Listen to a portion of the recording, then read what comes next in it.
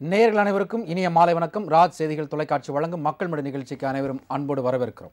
நேயர்களே, இன்றைய மக்கள் மேடை நிகழ்ச்சியில் நாம் எடுத்திருக்கக்கூடிய விவாதத்தின் மையப்பொருள் ஒரே நாடு ஒரே வரி ஒரே சந்தை என்று அடைமொழியோடு ஜிஎஸ்டி என்கின்ற வரி விதிப்பு நள்ளிரவு முதல் அமலுக்கு வருகிறது இந்தியா முழுவதும். இந்த குறிப்பாக ஜிஎஸ்டி வரியை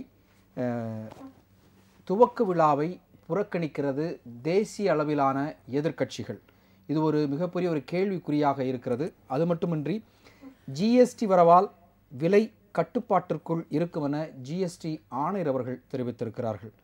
ஜிஎஸ்டியால் யாருக்கு லாபம்? வணிகர்களுக்கா, மக்களுக்கா அல்லது அரசிற்கா என்கின்ற கோணத்தில் இன்றைய மக்கள் மேடை நிகழ்ச்சி நம்மோடு இணைகிறது. இன்றைய மக்கள் மேடை நிகழ்ச்சி நம்மோடு இணைந்து இந்த கருப்பொருளை விவாதிப்பதற்காக தமிழக பாரதிய ஜனதா கட்சியை சேர்ந்த திரு குமரகுரு அவர்கள் வந்திருக்கிறார். முதலாவது அரங்கத்தில் அவரை வரவேற்போம். வணக்கம் சார்.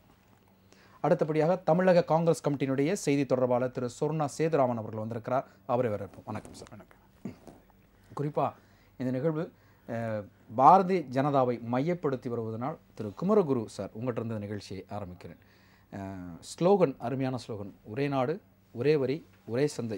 இப்போ மக்களுக்கு என்ன ஒரு குழப்பம் வருகிறது என்றால், இத்தனை வரியை நம்ம கொடுக்குறோம். வேட் வரி கொடுக்குறோம், சர்வீஸ் டேக்ஸ் கொடுக்குறோம், சேல்ஸ் டேக்ஸ் கொடுக்குறோம்.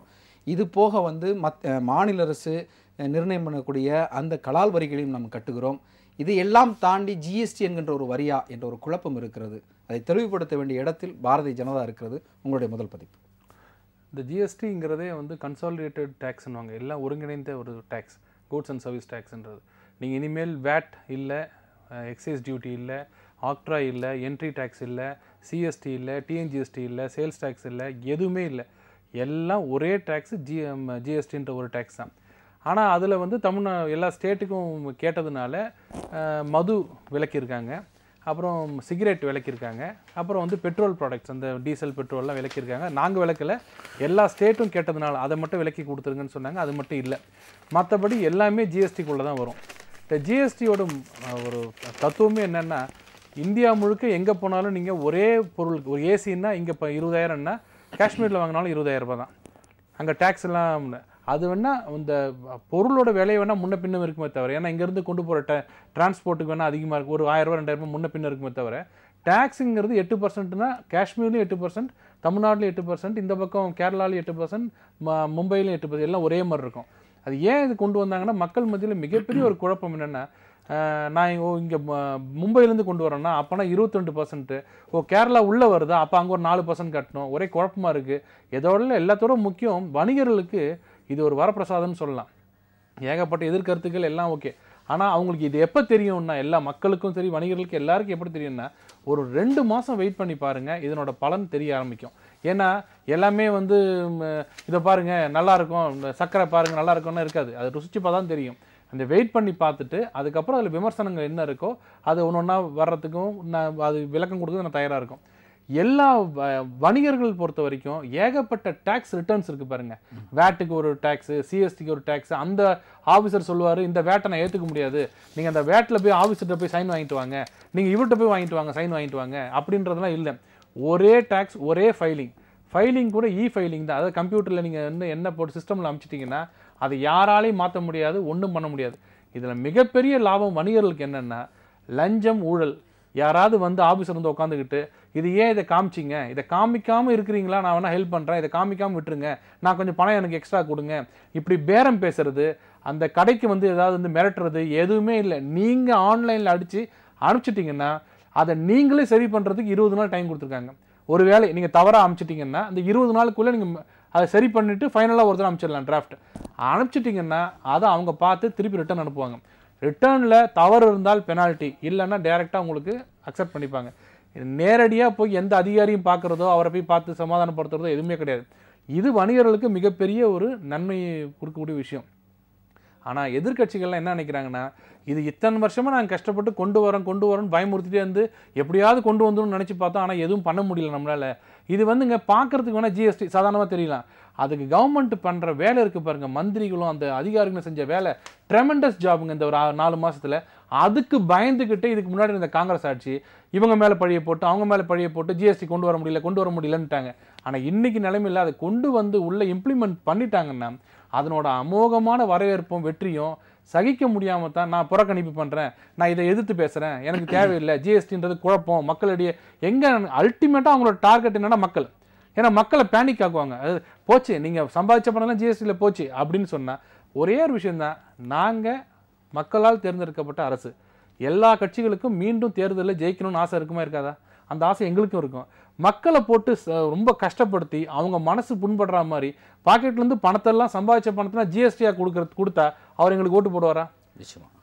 அந்த பயம் எங்களுக்கு இருக்காதா? நாங்கள் செய்யறதுக்கு முன்னாடி அதெல்லாம் இது. ஆனால் என்ன ஒன்று, ஒரு ட்ரீட்மெண்ட் கொடுக்கும்போது ஊசி போடும்போது வலிக்கும், ஆனால் அது நன்மை 2 நாளில் தெரியுங்கிற மாதிரி இப்போ இவங்கெல்லாம் சொல்கிற மாதிரிலாம் இல்லை. 2 மாதம் பொறுத்து பாருங்க, எல்லா வணிகர்களும் பொதுமக்களும் எல்லாரும் ஓவராலாக போடணும். நீங்கள் தனித்தனியாக கேட்கக்கூடாது, என்ன நீங்கள் காருக்கு விலை போட்டிங்களே, செல்ஃபோனுக்கு குறைச்சி அப்படி பார்க்கக்கூடாது. ஒட்டு மொத்தமாக பார்த்தீங்கன்னா இதனோட பிரதிபலன் கொஞ்ச நாளில் தெரியும். நன்றி. உங்கள் முதல் பதிப்பு மிக ஒரு தெளிவுரையாக இருந்தது. உங்களுக்கு ராஜ்சதிகள் நன்றி தெரிவித்துக் கொள்கிறேன். நேரில் அடுத்தபடியாக தமிழ்நாடு காங்கிரஸ் கமிட்டியினுடைய செய்தி தொடர்பாளர் திரு சோர்ணா சேதுராமன் அவர்கள் அவர்கிட்ட பேச போகிறோம். சார், குமரகுரு சார் சொன்ன ஒரு 2 விஷயங்கள் இந்த நிகழ்ச்சியை பார்த்துட்டு இருக்கிறவங்களுக்கு ஒரு வியப்பையும் அதிர்ச்சியும் ஏற்படுத்தியிருக்கிறோம். ஆனால் அதன் பின்னணியில் அந்தந்த மாநில அரசாங்கங்கள் இருக்கிறது என்பது ஒரு மிகப்பெரிய ஒரு ஆச்சரியத்திற்கு உண்டான ஒரு விஷயமாக இருக்கிறது. தமிழ்நாடு உட்பட மதுவிலக்கு, சிகரெட் இந்த 2க்கு மட்டும் ஜிஎஸ்டியில் வரி விலக்கு, பெட்ரோல் 3 பெட்ரோல் வெரி இம்பார்ட்டன்ட். இப்போ தற்போதுள்ள சூழ்நிலையில் இந்த 2ல் தான் அதிகமான வருமானங்கள் அந்தந்த மாநில அரசுக்கு வருகிறது. அதாவது மதுவிலக்கு, சிகரெட் இந்த 2க்கு மட்டும் விதிவிலக்கு அளித்த மத்திய அரசு, கோரிக்கை வைத்த மத்திய அரசு சிறு குறு வியாபாரிகளிடம் அவர்களிடம் பல ஆலோசனைகளை கேட்டு ஏன் அந்தந்த மாநில கட்சிகள் குறிப்பாக தமிழகத்தில் இருந்து கோரிக்கைகள் வைக்கப்படவில்லை? காங்கிரஸ் இதை எப்படி பார்க்கிறது? ஏன்னா இன்றைக்கு குறிப்பாக இந்த நள்ளிரவில் கூட இருக்கக்கூடிய இந்த நாடாளுமன்ற இந்த கூட்டத்தில் காங்கிரஸ், திரிணாமுல் காங்கிரஸ் எல்லாம் புறக்கணித்திருக்கிறது. ஏன்? இதான் ஒரு மிகப்பெரிய கேள்வி எழுகிறது. மக்களுக்கு நாங்கள் நன்மை செய்யவே ஒரே வரி என்ற ஒரு குடைக்கு கீழ் கொண்டு வருகிறோம், அடுத்த முறை நாங்கள் வெற்றி பெற வேண்டும் என்பதற்காக மனதில் வைத்து கொண்டு இந்த நிகழ்வை நிகழ்த்துகிறோம் அப்படின்னு சொல்கிறாங்க. இதை காங்கிரஸ் கட்சி உண்மையான பார்க்கிறதா இல்லை மறுக்க நினைக்கிறதா? உண்மையாக சொல்லப்போனால் மோடி அரசாங்கம் போலி வாக்குறுதிகளை வாரி வீசுவதில் வல்லமை பெற்றது. ஏற்கனவே சொன்னாங்க, டிமானிட்டேஷன் பண்ணோன்னே நாடெல்லாம் வந்துடும், இன்னும் 6 மாதத்தில் நல்லாயிரும். 6 மாதத்தில் என்ன ஆயிருக்கு? 2% ஆஃப் தி டொமெஸ்டிக்கோட இது கம்ப்ளீட்டாக போயிடுச்சுங்க. கிட்டத்தட்ட நம்ம சொல்லக்கூடிய டொமெஸ்டிக் இதில் பார்த்தீங்கன்னா 2%ங்கிறது 1 கோடியே 50 லட்சம் ரூபா, 50 லட்சம் ரூபாய்கள். அது மாதிரி 2% லாஸ் ஆல்ரெடி வந்துருச்சு. இப்படிப்பட்ட சூழ்நிலையில் அவங்க சும்மா சொல்லிக்கிட்டு இருக்காங்களே தவிர எதுவும் நடைமுறைப்படுத்தலை. இதில் முக்கியமான கருத்தை இதை காங்கிரஸ் எதிர்க்கலை. காங்கிரஸ் இதை கொண்டு வரதுக்கான முஸ்தீப்புகள் அவங்க தான் பண்ணாங்க. அவங்க தான் இதை நடைமுறை கொண்டு வரதுக்கு மிக தெளிவாக திட்டங்கள் தயாரித்தாங்க. அப்போ இதை முதலாக எதிர்த்தது யார் தெரியுமா? முதல்ல எழுத்தது திரு மோடி அவர்களுடைய தலைமையில் இந்த குஜராத் மாநிலம், அவர் தான் அதை எதிர்த்தார். 2வது எதிர்த்த மாநிலம் நம்முடைய ஜெயலலிதா அம்மையார் அவர்களுடைய ஆட்சியில் இருந்தபோது அதை அவங்க கடுமையாக எதிர்த்தாங்க. இதுக்கு ஜிஎஸ்டி கடுமையாக எதிர்ப்பு தெரிவித்த 2 மாநில முதல்வர்கள், ஒருவர் மோடி, ஒருவர் அதிமுக அரசு அன்றைய தலைமை தாங்கிய ஜெயலலிதா அவர்கள். அதனால் அவர் சொல்லக்கூடியது இது முழுக்க கார்ப்பரேட் கம்பெனிகளுக்கு தான் எப்போவுமே மோடியோட அரசு எந்த திட்டத்தை முன்னிறுத்தினாலும் அது மத்திய அரசாங்கம் வந்தாலும் கார்ப்பரேட்டினுடைய கைக்கூலிகளாக இல்லை அப்படி இல்லையே. இதெல்லாம் செய்யும்போது இப்போ நாங்கள் ஜிஎஸ்டியே எதுக்கலை. ஜிஎஸ்டியில் நிறைய நடைமுறை சீர்திருத்தங்கள்லாம் பண்ணணும். எதுவும் இல்லாமல் எல்லாத்தையுமே அள்ளி தெளித்த அவசர கோலத்தை தான் அவங்க பண்ணுறாங்க. நாங்கள் சொல்கிறது சில குறிப்பிட்ட அமெண்ட்மெண்ட் பண்ணணும், தீர ஆய்வு செய்யணும், இது மாதிரி நிறைய விஷயங்கள் இருக்குது. இதை எதையுமே செய்யாமல் உடனடியாக நள்ளிரவில் கொண்டு வர வேண்டிய அவசியம் என்ன? 10 வருடம் காங்கிரஸ் ஆட்சி பண்ணது, அப்போ தீர ஆராய்ந்து ஆலோசித்து நீங்கள் முடிவெடுத்து இதை அமுல்படுத்தியிருக்கலாம். காங்கிரஸ் எப்போவுமே ஒரு ஜனநாயக அரசு. மற்ற எல்லா மாநில அரசையும் கன்சல்ட் பண்ணி அவங்களுடைய ஏகோபித்தோட கருத்தோடு தான் இதை நிறைவேற்றியிருப்பாங்க. இவங்க டிக்டேட்டர்ஷிப் மாதிரில எடுத்தேன் ராத்திரியில் டிக்டேட் பண்ணுறோம், உடனடியாக பண்ணிடுறோம் அப்படின்னு சொல்கிறாங்க. அதனால் அவர் சொல்கிற மாதிரி இதெல்லாம் 2 மாதத்தில் ஆயிரும், 3 மாதத்தில் ஆயிரும். மோடி அவர்கள் சொன்னார் 15 லட்சம் கோடியை கொண்டு வருவேன், எல்லாரோட அக்கௌண்ட்டில் கொடுப்பேன்னு. ஆட்சி 3 வருஷம் ஆயிடுச்சு, என்ன நடந்திருக்கு? ஒன்றும் நடக்கலை. ஸோ ஒரு பலவீனத்தை மறைக்கிறதுக்காக புதுசாக அவங்க வேறு திட்டங்களை கொண்டு வந்துகிட்டு இருக்காங்க. இதன் மூலம் சுருக்கமாக சொல்கிறேன்னா இப்போ ஹாஸ்பிட்டல் இண்டஸ்ட்ரி பலமாக பாதிக்கப்படுது. இதை நான் சொல்லலை, இந்தியா முழுசும் பெரிய மருத்துவமனை குழுமத்தை வைத்துள்ள அப்பல்லோ உடைய சேர்மன் திரு PC ராவ். நல்ல விஷயம் தானே, மக்கள் அரசு மருத்துவமனை தேடி போட்டுமே. இல்லை சொல்கிறது என்னன்னு கேளுங்க. ஹாஸ்பிட்டலுக்கு நேரடியாக ஜிஎஸ்டினால பாதிப்பு இல்லாட்டாலும் அது வரக்கூடிய மருந்து பொருட்கள், எக்யூப்மெண்ட்ஸு எல்லாத்து மேலேயும் இந்த வரி விதிப்போட பாதிப்பு இருக்குது. இது கடைசியாக யாரை போய் சேரும்னா நோய்க்காக ட்ரீட்மெண்ட் எடுத்துக்க வரக்கூடிய பேஷண்ட் நோயாளிகள்கிட்ட தான் போய் சேரும். ஸோ இது மாதிரி விஷயங்கள் எல்லாம் தீர ஆலோசித்து இதை நல்ல முறையில் பண்ணலாங்கிறதா எங்களோட அபிப்பிராயம். இதை இன்னும் சொல்ல போனால் மன்மோகன் காங்கிரஸும் கார்ப்பரேட் பற்றி தான் கவலையா இருக்குன்னு எடுத்துக்கலாமா? எப்படி அப்பல்லோ போன்ற நிறுவனங்கள்லாம் அந்த கார்ப்பரேட்னால அவர் சொன்னதை குறிப்பிட்டங்க. அப்பல்லோ வந்து ஒரு பெரிய குழுமங்கிற சொன்னேன். சாதாரண ஹாஸ்பிட்டலுக்கு இதே நிலை தானே. கடைசியில் யார் பாதிக்கப்படுறா? அவர் சில மக்களுக்காக செய்கிறோம் இல்லை, அங்கே வருமானம் ஒன்று நிர்ணயிக்கப்படுகிறது. அதாவது 20 லட்சம் ரூபாய்க்குள் இருந்தால் வந்து உங்களுக்கு வந்து விலக்களிக்கப்படும், 20 லட்ச ரூபாய்க்கு மேலே போகும்போது தான் அந்த ஜிஎஸ்டி அப்ளை பண்ணப்படும்னு அவங்க வந்து ஒரு டிமாண்ட் வைக்கிறாங்க. சாதாரண மருத்துவமனைகள் இதை பாதிக்கப்படுவதற்கான வாய்ப்புகள் இல்லை. எல்லா ட்ரீட்மெண்ட்டுமே இன்னைக்கு வந்து வெரி எக்ஸ்பென்சிவ் தாங்க. எதுவுமே கம்மி கிடையாது. ஒரு நிமிஷம், 20 லட்சம்ன்றது மருத்துவமனை கிடையாது. மருத்துவமனைக்கு டோட்டல் எக்ஸம்ப்டட் கிடையாது. அது கரெக்ட் தான் அவர் சொல்றது. ஸோ டோட்டல் எக்ஸம்ப்டட் தான். எந்த ஹாஸ்பிட்டலுக்கு போனாலுமே இன்னைக்கு ட்ரீட்மெண்ட் சாதாரணமாக போனாலுமே கார்ப்பரேட் ஹாஸ்பிட்டலே விட்டுருங்க. மற்றபடி பற்றிய மருத்துவமனைகளில் கூட ரொம்ப அது ஒரு தீவிரமான கண்காணிக்கப்பட வேண்டிய விஷயம். இதெல்லாம் சீர்திருத்தாமல் அவங்களா பண்ணுறாங்க. பின்ன இது வந்து சிறு குறு வாணிகர்கள்லாம் பலமாக பாதிக்கப்படுறாங்க. ஏன்னா ஏறத்தாழ இவர் சொன்னது மாதிரி அப்படி இவர் எல்லாமே குறைஞ்சிருக்குன்னா இன்றைக்கி எல்லாமே ஃப்ரிட்ஜிலேருந்து டிவிலேருந்து ஸ்கூட்டர்லேருந்து இதெல்லாம் காமன் மேன் யூஸ் பண்ணக்கூடிய ஐட்டம் தான் இன்றைக்கி. இது எல்லாமே இன்றைக்கி விலை கூடி இருக்கு. எதுவுமே விலை குறையில. இப்போ சொல்லணுன்னா இன்றைக்கி கூட நான் உங்களுக்கு சொல்கிறேன் தெளிவாக. ஏசி வந்து 4950 ரூபா கூடுது ஜிஎஸ்டினால். ஒரு பொருள் அதே மாதிரி ஃப்ரிட்ஜு வந்து கிட்டத்தட்ட வந்து 3000 ரூபா கூடுது. கம்ப்யூட்டர் வந்து 25000 கூடுது. செல்ஃபோன் வந்து 1000 ரூபா கூடுது. மின் விசிறியில் 1500 ரூபா கூடுது. ஸோ இதெல்லாம் சாதாரண மக்கள் யூஸ் படுத்தக்கூடிய பொருள். இதையெல்லாம் பார்க்கிற காங்கிரஸ் கட்சி பன்னாட்டு குளிர்பானங்கள் 50லிருந்து ₹1 வரைக்கும் தான் உள்ளடக்கம் பண்ணப்படுகிறது. அதுங்க 35 ரூபாய்க்கு விற்கிது. அதுக்கு வந்து இதுவரை குரல் எழுப்பாதது ஒரு கேள்விக்குறியாக தான் இருக்குது. இப்போ நம்ம ஜிஎஸ்டி பற்றி பேசுகிறோம். இல்லை, நீங்கள் அதனுடைய விலை ஏற்றம் அப்படின்னு நீங்கள் சொல்கிறீங்க. ஆமாம். அப்போ அதான் நான் கேட்குறேன், விலை குறைவாக வந்து உள்ளடக்கி வைத்து அதிகமாக விற்பனை செய்யக்கூடிய பன்னாட்டு குளிர்பான கம்பெனிகளுக்கு எல்லாம் நீங்கள் கேள்வி கேட்கலையே. இதெல்லாங்க இப்போ குளோபல் வில்லேஜ்னு ஆயிடுச்சு. ஒரு ப்ராடக்ட் எடுத்துக்கிட்டால் இன்றைக்கி இந்தியாவில் யூஸ் பண்ணக்கூடிய எல்லா காருமே நம்ம ஊர் தயாரித்த இந்துஸ்தான் கார் கூட ஃபாரின் கார் தான். ஒரிஜினலாக it was made from England, UK. இன்றைக்கி இருக்கிறது எல்லா தயாரிப்புகளுமே அயல் நாட்டு தயாரிப்புகள் தான். இன்றைக்கி உலகமே குளோபல் வில்லேஜ் ஆயிடுச்சு. நம்ம இதுலேருந்தெல்லாம் தள்ளி போக முயற்சிக்கும் போது நம்ம எல்லாத்தையும் இழந்துட்டு நம்ம தனிமைப்பட்டு விட்டுறோம்.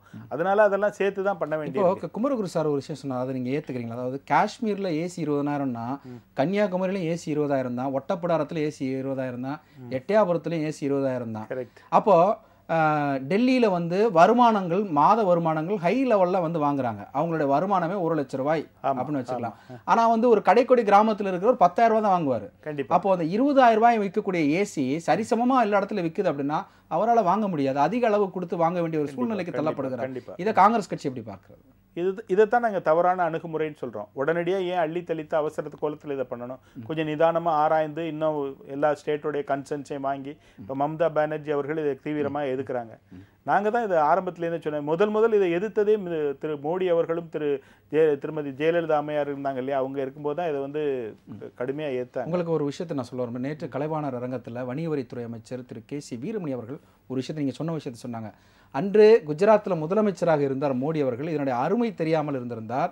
ஆனால் இப்பொழுது பிரதமராக மாறிய பிறகு ஒவ்வொரு மாநிலத்திலும் தேவையில்லாத வரிகள், அது மட்டுமின்றி வரிகள் சிதறடிக்கப்படுகிறது, வரிகள் ஏய்ப்பு செய்யப்படுகிறது என்ற ஒரு காரணத்தை உணர்ந்ததனால் ஒரே வரி அந்த ஜிஎஸ்டி கீழே எல்லாத்தையும் கொண்டு வந்துட்டோம் அப்படின்னா வரி ஏய்ப்பு நடக்காது, வரி மறைப்பு நடக்காது, அதற்குண்டான கையூட்டுகள் நடக்காது அப்படின்ற ஒரு காரணத்துக்காக அதை கொண்டு வந்திருக்கிறார் அப்படின்னு சொல்லி கேட்டார். இப்போ என்னோட கேள்வி நான் உங்கள் மையத்தில் என்ன வைக்க விரும்புகிறேன் அப்படின்னா, இந்த ஜிஎஸ்டியால் இந்தியாவின் பொருளாதாரம் உயர்ந்து விடுமா? இல்லை, கண்டிப்பாக வந்து பொருளாதாரம் நசித்து தான் போகும். இன்னொரு விஷயம் சொல்லேன். அப்படி பார்த்தால் இன்றைக்கி நம்ம எல்லாத்தையும் மேல்நாடுகள் உதாரணமாக எடுத்தால் நம்ம அமெரிக்காவை தான் எடுக்கிறோம் இல்லையா? அமெரிக்காவில் எந்த ஸ்டேட்லையும் uniform tax, even income tax கூட ஸ்டேட்டுக்கு ஸ்டேட் வித்தியாசம் தான். ஆனால் அதான் வளர்ந்த நாடுகள் இன்னைக்கு கையை காட்ட போனால் நம்ம அமெரிக்காவை தான் சுட்டி காட்ட வேண்டியிருக்கு. அப்படி இருக்கும்போது இது இந்தியா மாதிரி ஒரு இப்போ தான் வளர்ந்து கொண்டிருக்க பொருளாதாரத்துடைய நாட்டில் இது எப்படி சாத்தியமாகும்? நிச்சயம் உங்களோட முதல் சுற்று கருத்து நடந்தது சார். ஜிஎஸ்டினால இந்தியாவில் ஃபினான்சியல் ஸ்டேட்டஸ் உயர்வதற்குண்டான வாய்ப்புகள் இல்லை அப்படின்னு சார் சொல்கிறாங்க. இல்லை, அவர் சொல்கிறது ஒன்று நாங்கள் பல இதில் சொல்லிட்டோம். மோடி அவர்கள் ஏன் எதிர்த்தாங்கன்றது ரொம்ப கிளியராக சொன்னோம். இவங்க கொண்டு வந்த ஜிஎஸ்டியில் நீங்கள் ரெண்டு டைப்பான ஸ்டேட் இருக்குது. ஒரு ஸ்டேட்டில் வந்து உற்பத்தி கிடையாது, சில ஸ்டேட் அந்த மாதிரி இருக்குது. சில ஸ்டேட்டில் உற்பத்தி அதிகம், அதில் நம்மளும் பஞ்சாபும் குஜராத்தெல்லாம் இருக்கும். அங்கே எப்படின்னா உற்பத்தி நிறைய வரும். நம்மளால் இப்போ வந்து பொருளாதாரம் மத்திய அரசுக்கு நிறைய போகுது மாதம் வருஷம். ஆனா சில ஸ்டேட்னால மத்திய அரசு தான் நிதி கொடுக்குது அவங்களுக்கு. மோடி அவர்கள் என்ன சொன்னாருன்னா, நாங்க குஜராத்ல நாங்க நிறைய பங்கு உங்களுக்கு கொடுக்குறோம், ஆனா நீங்க இதெல்லாம் எடுத்துக்கிட்டு எல்லாருக்கும் ஒரே மாதிரி டாக்ஸ் போட்டீங்கன்னா குஜராத்துக்கு ப்ராப்ளம் வரும்னு சொன்ன உடனே அதை பார்த்து ஜெயலலிதா அம்மையார் என்ன சொன்னாங்க, தமிழ்நாடு அதே மாதிரி உற்பத்தியில நம்பர் 1 இருக்க ஸ்டேட், எங்களுக்கும் பாதிப்பு வரும்னு சொன்னாங்க. அதெல்லாம் எங்களுக்கு தெரியாது, உங்ககிட்ட இருந்து வாங்கி நாங்க சின்ன ஸ்டேட்டுக்கு கொடுத்துருவோம், அதுதான் ஜிஎஸ்டி அப்படின்னு சொன்னதுல கடுமையா எதிர்த்தாரு. இவங்க நாங்க வந்த உடனே முதல்ல வச்ச கோரிக்கை என்னன்னா 10,000 கோடி அது வரைக்கும் காம்பன்சேஷன் ஒவ்வொரு வருஷமும் ஜிஎஸ்டி நமக்கு கொடுக்கும். தமிழ்நாடு கவர்மெண்ட் எவ்வளவு பே பண்ணுதோ, குஜராத் எவ்வளவு பே பண்ணுதோ, நாங்க உற்பத்தியை விட அதிகமா நாங்க கொடுத்து வச்சுக்கோங்க உங்களுக்கு மத்தவங்களை விட, அதை திருப்பி கொடுக்கறதுக்கு உண்டான 4 வருடங்களுக்கு திருப்பி கொடுத்துருவோம் அஷூரன்ஸ் கொடுத்துருக்கோம். அதை பேஸ் பண்ணதுக்கு அப்புறம் தான் எல்லாரும் ஒத்துக்கிட்டாங்க. குஜராத்தும் ஒத்துக்குச்சு, தமிழ்நாடு ஒத்துக்குச்சு, எல்லாம் ஒத்துக்கிட்டாங்க. எதுக்காக சொல்றேன்னா, அது மிகப்பெரிய ஒரு மேஜர் ஒரு பார்ட் உங்களுக்கு ஸ்டேட்ல போயிடும். அதை எதிர்த்து ஒரு மோடி இவங்க திருப்பி திருப்பி என்ன எதிர்த்தாங்கன்னே தெரியாம எதுக்கு எடுத்தாலும் மோடி எதிர்த்தார், இப்போ ஒத்துக்கிட்டார், மோடி எதிர்த்தார், ஒத்துக்கிட்டார், சிரிப்புல மாதிரி இருக்கு. ஆனா அவர் அது சொல்லல. இப்பவும் என்ன சொல்றாங்கன்னா 10,000 கோடி. இன்னொன்னு நண்பர் சொன்ன சிவராமன் சொல்றேன், இந்த ஜிஎஸ்டி கமிட்டி இருக்கு, நீங்க கவுன்சில், இதை யாருமே மறந்துடுறாங்க, எல்லாரும் மறந்துடுறாங்க கன்வீனியன்ட்டா. ஜிஎஸ்டி கவுன்சில்ல யாரெல்லாம் இருக்காங்க, எந்தெந்த மினிஸ்டர்லாம் இருக்காங்க, குறிப்பா வந்து நம்ம மத்திய நிதி அமைச்சர் தலைமையில் இல்ல இந்த ஸ்டேட்ல சொல்றேன், ஸ்டேட்ல யாரெல்லாம் போறாங்க இங்க இருந்து தெரியுங்களா, ஃபினான்ஸ் செக்ரட்டரி, ஃபினான்ஸ் மினிஸ்டர் எல்லா ஸ்டேட்லயும் போறாங்க. இது வரைக்கும் எடுத்த எல்லா நாமன்கிலேச்சரும், அதாவது என்னென்ன ஜிஎஸ்டி வரி இது வரைக்கும் என்ன இருந்துன்னு போட்டாங்க பாருங்க, 5%, 12%, 18%, 28%. இந்த ஸ்லாப் அடுக்கும் போது இது வரைக்கும் ஒரு மீட்டிங்ல கூட ஒரு கன்சென்சஸ் வராம போனதே இல்லை, ஒருத்தருக்கு ஒரு தகராறு வந்ததே இல்லை, எல்லாமே யுனானிமஸா கையை தூக்கி தான் சரி பண்ணிருக்காங்க. இல்ல ஆனா நம்ம தமிழக நிதியமைச்சர் ஜெயக்குமார் நேத்து கூட்டத்திலே சொன்னாரு, ஒரு சில விஷயங்கள் முன்னெடுத்து வைக்கும்போது அங்க சலசலப்பு ஏற்படுகிறது, அதனாலேயே வந்து நான் என்ன சொல்றேன், இல்ல நீங்க தமிழ்நாட்டுல இருந்து ஸ்டேட்மெண்ட் வைக்கிறார். நிதி அமைச்சர் வந்து நிதி அமைச்சரா தமிழ்நாட்டுல தானே போறாரு, சலசலப்புக்கு ஏன் பயப்படுறாரு? எந்திரிச்சு நின்னு என்னோட பதிவை நான் சொல்லிடுறேங்க, இதை நான் எதிர்க்கிறேன், இந்த ஏசிக்கு இப்படி பண்றீங்க தப்புன்னு சொல்ல உட்காரலாம்ல. ஆனா கையெழுத்து போடும்போது யுனானிமஸா காங்கிரஸ் உள்பட மார்க்சிஸ்ட் உள்பட எல்லாரும் சேர்ந்து யுனானிமஸா சைன் பண்றாங்க. என்ன காரணம்னா, அவங்க சொல்றதெல்லாம் ஏத்துக்கிட்டு, இவங்க சொல்றது ஏத்துக்கிட்டு, எல்லாரும் ஏத்துக்கிட்டு, கமிட்டி கவுன்சில் எல்லாம் முடிவு பண்ணி சைன் பண்ணது தான் இது. ஆனா வெளியில வந்த உடனே ஐயோ தமிழ்நாடு இப்படி பண்றாங்க, இந்த துரோகம் பண்றாங்க, அந்த துரோகம் பண்றாங்கலாம் அரசியலுங்க. ரொம்ப ரொம்ப சிம்பிளா சொல்றேன், இது எல்லாமே அரசியல். இவர் சொன்னார் ஜிடிபி வந்து 2% குறைஞ்சிருச்சுன்னு. டிமானிட்டைசேஷன் ஒன்று நடந்து முடிஞ்சது இல்லைங்க, என்ன விமர்சனத்துக்கு ஆளானோம். 2 மாசமா இதை தான் எல்லா டிவிலையும் பேசுனீங்க. அப்ப சொன்னாங்க இன்னையோட முடிஞ்சு போச்சு இந்தியா அப்படின்னாங்க. இன்னைக்கு பணத்தட்டுப்பாடு யார்ட்டையாவது இருக்கா? இருந்தா தானே தட்டுப்பாடு. இல்ல அது அவர் சொல்றாரு. நீங்க நான் உங்களுக்கு பதில் சொல்ல, இவருக்கு பதில் சொல்ல, நான் பேசுறது மக்களுக்கு போய் சேரும். மக்கள் இன்னைக்கு பேங்க்ல போனாங்கன்னா 5 லட்சம் 10 லட்சம் டிராப் பண்ண முடியாதா? பணத்தை கையில வச்சுக்கலையா? என்ன எல்லாம் பேங்க்ல இருந்து ஒயிட்டா வருது, இதுதான் பிரச்சனை இப்போ. ஆனா இவங்க சொன்னது, அவர் சிதம்பரம் சொல்றாரு, எவ்வளவு பெரிய பினான்ஸ் மினிஸ்டர் அவர், என்ன ஜீனியஸ் அவர் சொல்றாரு, இந்த நிலைமை சரியாக 2 வருடங்கள் ஆகும், அச்சடிக்கவே முடியாது, நோட்டை அச்சடிக்க, அங்க கரன்சி அச்சடிக்க நாசிக்கல மிஷினே இல்லை, எனக்கு தெரியாதான்னாரு. 2வது மாசமே எல்லார் கையிலும் பணம் வந்துச்சு, எல்லாத்தையும் பணம் இருக்கு, நாளை காலைல உங்க அக்கௌண்ட்ல 50 லட்சம் இருந்தா பின் டிராப் பண்ணிட்டு வரலாம். இன்னைக்கு முடியவே முடியாது, இன்னைக்கு இருக்கலாம், முடியவே முடியாது. எனக்கு தெரியும் பேங்க்ல இருந்து 2 லட்சம் ரூபாய்க்கு மேல கண்டிப்பா டிராப் பண்ண கூடாது, ரெஸ்ட்ரிக்ஷன் இருக்கு. அதெல்லாம் தப்பா இல்லங்க, தப்பா சொல்றாரு. 2 லட்சம் தொடர்ச்சியா இல்லங்க, ஒரு நாளைக்கு 2 லட்சம் ரூபாய்க்கு மேல அவங்களுடைய அக்கௌண்ட்ல இருந்து பணம் எடுக்க முடியாது. இல்லை 2 லட்சம் ரூபாய் நீங்க எடுக்கணும். எடுத்தீங்கன்னா நாளைக்கு இன்கம் டாக்ஸ் கணக்கு கேட்டா நீங்க சொல்லணும் ஏன் 2 லட்சம் ரூபாய் எடுத்தேன்னு. நான் 5 லட்சம் ரூபாய் எடுத்திருக்கேன், 10 லட்சம் ரூபாய் எடுத்திருக்கேன், அதெல்லாம் சும்மா, அதாவது நான் எடுத்த நீ எடுக்கல. இன்னைக்கு பேங்கிங்ல எங்கேயாவது சொன்ன சிதராமன் அவர்கள் சொல்லிட்டோம், ஒரு ரெஸ்ட்ரிக்ஷன் இருக்கு, 2 லட்சம் ரூபாய்க்கு மேல நீங்க எடுக்க கூடாதுன்னு. என்ன ரெஸ்ட்ரிக்ஷன்? 2 லட்சம் ரூபாய்க்கு மேல ரொக்கமாக நீங்க எங்கேயும் செலவு பண்ணக்கூடாது. ஒரு நகை வாங்குறீங்க 2 லட்சம் கொடுத்து வாங்கக்கூடாது, செக் தான் கொடுக்கணும், இதுதான் ரெஸ்ட்ரிக்ஷன். நான் என்ன சொல்றேன், இவங்க அப்படியே பயங்கரமா டிமானிட்டைசேஷன் உலகமே அழிஞ்சு போச்சுனாங்க. இன்னைக்கு எல்லாம் ஒண்ணு இல்ல. இந்த பண விவகாரங்கள் வரும்போது ஒரு கேள்வி, என்னுடைய பணம், என்னுடைய உரிமை, அது ஏன் பறிக்கப்படுகிறது? இங்க பறிக்கல, இப்ப எங்க பறிச்சாங்க உங்களை? இல்ல நான் பேங்க்ல இருந்து 2 லட்சம் எடுக்கிறேன், 5 லட்சம் எடுக்கிறேன், 10 லட்சம் எடுக்காது, என்னோட பணம் எடுங்க, யார் உங்களுக்கு இல்ல. நான் மத்தவங்களுக்கு பதில் சொல்லணும் ஒரு சூழ்நிலை பொதுமக்களோட கேள்விகள் வருகிறது. சொல்லி ஆகணுங்க, நானும் இல்ல, நீங்கள் எல்லாம் சொல்லிதான் ஆகணும். நீங்க எடுக்கிறது பதில் சொல்ல, இன்னைக்கு 2 லட்சம் எடுக்கிறீங்க, நாளைக்கு 3 லட்சம், நாளைக்கு 10 லட்சம் எடுத்துட்டே வச்சுங்க. எதுக்கு இந்த 10 லட்சம் எடுக்கிறீங்க? வேற ஏதாவது செலவு பண்றீங்களா? தவறான வகையில செலவு பண்றீங்களா? இன்கம் டாக்ஸ் கேட்கறது எல்லா ரைட்ஸும் உண்டு. என் பணத்தை வாங்கி நான் வீட்டுல வச்சுக்கிறது இல்ல. இன்னொன்னு தெரியும், இன்கம் டாக்ஸை பொறுத்த வரைக்கும் ரைடு மட்டும் தான் நடக்கிறத தவிர அதனுடைய ரிசல்ட் இது வரைக்கும் எங்கேயும் வெளியே வரல. ரிசல்ட் வராதுங்க. இன்வெஸ்டிகேஷன் பண்ணும்போது ரிசல்ட் சொல்லிட்டே இருக்க மாட்டாங்க. இதெல்லாம் டெய்லி இது பங்கு மார்க்கெட்டா, இன்னைக்கு காலைல அரெஸ்ட் பண்ண போறோம், நாளை காலைல வீட்டுக்கு போறோம்னு சொல்ல முடியாது. இன்வெஸ்டிகேஷன் நடக்கும். இல்ல சில சில குறிப்பிட்ட இடத்துல மட்டும்தான் உங்களுக்கு ஞாபகம் வரும். சில கேஸ்ல கன்வீனியன்ட்டா அதனால தான் இன்னும் கனிமொழியும் ராசாவும் வெளில இருக்காங்க. இவர் சொல்ற மாதிரி இன்வெஸ்டிகேஷன் நடந்து ட்ரையல் நடந்து பொறுமையா தான் வருது. அனைத்து முடியும் விஜய் மல்லையாவும் அதனால தான் வெளியே விஜய் மல்லையா அங்க போற நீ ஏன் பிடிக்கல அத? ஏன் பிடிக்கல? நீங்க தான் பிடிக்கணும். ஏன் காங்கிரஸ் பிடிக்கல? ஆட்சியில நீங்க தான் இருக்கீங்க. ஆட்சியில நீங்க தான் இருக்கீங்க. யார் எம்பி கொடுத்தது? லண்டன்ல இந்தியாவுடைய ஒரு ஃபங்க்ஷன்ல வந்து, அதாவது கோலி அவர்களுடைய தனியார் நிகழ்ச்சியில வந்து கலந்துக்கிறாரு. அங்க அங்க வந்து உங்களுக்கு தெரியாத ஒரு எந்த ஒரு விஷயம் நடந்திருக்காது. அங்க அரெஸ்ட் பண்ணமா இல்லையா? அரெஸ்ட் பண்ணப்பட்டாரா இல்லையா? நீங்க பேசுறது நம்மளுடைய நாட்டிற்கு கொண்டு வரப்பட்டதா? இருங்க, அங்க அரெஸ்ட் பண்ணாங்கல்ல, அந்த நாட்டு சட்டம் என்ன சொல்லுது? அங்கிருந்து நாடு கடத்த வேண்டியவர், இங்கிருந்து போக வேண்டியவர், அவர் எங்களுக்கு சொல்லணும் நான் போறதுக்கு ரெடின்னு. அவர் நான் போல. அப்ப இந்தியாவுல அதிகபட்சமா கடனை வாங்கிட்டு பொதுமக்கள் வெளியூர் போய் தங்கிட்டா இது நாங்க இல்லைங்க. அவரை கேளுங்க, 10 வருஷமா இருந்தார், எப்படி கேட்டுங்க? அங்க இருந்தாலும் எடுக்க முடியாது. நீங்க அங்க போய் அரெஸ்ட் பண்ணீங்கன்னா அந்த லோக்கல் போலீஸை கேட்டு அவர் கேட்கணும். அவர் சொல்லுவார் நான் போறதுக்கு வில்லிங்கா இருக்கேன்னு அனுப்பலாம். நான் போக முடியாதுன்னு சொல்லிட்டு அந்த கோர்ட்ல போய் சொல்லி கோர்ட் தான் அங்கிருந்து டிபோர்ட் பண்ணணும். உன்னை டிபோர்ட் பண்றேன்னு எக்ஸ்ட்ரடிஷன் ட்ரீட்டி. இப்போ இல்ல நான் ஏன் அந்த கொஸ்டின் கேட்டேன்னா, ஒரு லீடுக்காக அந்த கொஸ்டின் நான் கேட்டேன். நான் இங்கே இருக்கக்கூடிய தமிழ்நாட்டினுடைய வணிகர் சங்கங்கள்லாம் சேர்ந்து ஒரு கோரிக்கை வச்சிருக்கிறாங்க. என்ன அப்படின்னா, ஜிஎஸ்டி வரிமுறையை பின்பற்றுவதில் தவறு செய்யும் வணிகர்களுக்கு சிறை தண்டனை என்ற சட்ட விதிகளில் குறிப்பிட்டிருப்பது கோடிக்கணக்கான தொகையை எந்தவித சம்பளமும் இல்லாமல் வரியாக செலுத்தும் வணிகர்களை சமூக விரோதியாக சித்தரிப்பதை ஏற்றுக்கொள்ள முடியாது. எனவே சிறை தண்டனை என்ற விதிமுறைகளை முற்றிலும் நீக்க வேண்டும். உங்களோட ஆட்சியிலும் சரி, காங்கிரஸ் ஆட்சியிலும் சரி, கிட்டத்தட்ட 7000 கோடிக்கு மேல கடன் வாங்கி ஒரு வெளிநாடுகளில் இருக்கிற ஒரு விஜய் மல்லையாவை விட்டு விடுகிறது இரண்டு அரசாங்கமும். இங்க வரி செலுத்தல அப்படின்னா வந்து நீங்க வந்து ஜெயில புடிச்சு போடுவேன் அப்படின்றது எந்த அளவுக்கு நீங்க டக்குன்னு மாத்துறீங்க பாரு. அதான் ஜிஎஸ்டி வரியை பின்பற்றுவதில் இருங்க நல்லா படிங்க. ஜிஎஸ்டி வரியை பின்பற்றுவதில் தவறு செய்யும் தவறு செய்யும் விஜய் மல்லையா சரியா செஞ்சுட்டாங்க போய் உட்கார்ந்திருக்காரு. என்ன தவறு செஞ்சாரு? அதானி சாரி லலித் மோடி அவர்கள் தவறு செய்யாம என்ன பண்ணிருக்காரு சார்? ஒரு பேங்க்ல கடன் வாங்கிட்டு கட்டாம போயிருக்காரு சார். நல்ல விஷயம் தானே சார் அது? இல்ல உங்கள் பார்வையில அதுதான் ரெட் நோட்டீஸ் கொடுத்து இடி வந்து அவங்க பின்னாடி போய் அரெஸ்ட் பண்ணிருக்கு. அது மாதிரி விட்டுலான்றீங்களா? அவர் விட்டுட்டோம், அப்புறம் என்னங்க வீரல எல்லாத்தையும் விட்டுலாமா? இல்ல இங்க சொல்லப்படுறது என்ன பிரச்சனை? வணிகர்களை சமூக விரோதியாக சித்தரிப்பது தவறு இல்ல. தவறு செய்தாலும் எப்படி தவறு செஞ்சாலும் தெரியாம தவறு செஞ்சாலும் இல்ல, வேணும்ட்டே அங்க வர்ற அக்கௌண்ட்டை மறைச்சு இங்க அக்கௌண்ட்டை காமிச்சிங்கன்னா சிறை தண்டனைன்னு சொல்றாங்க.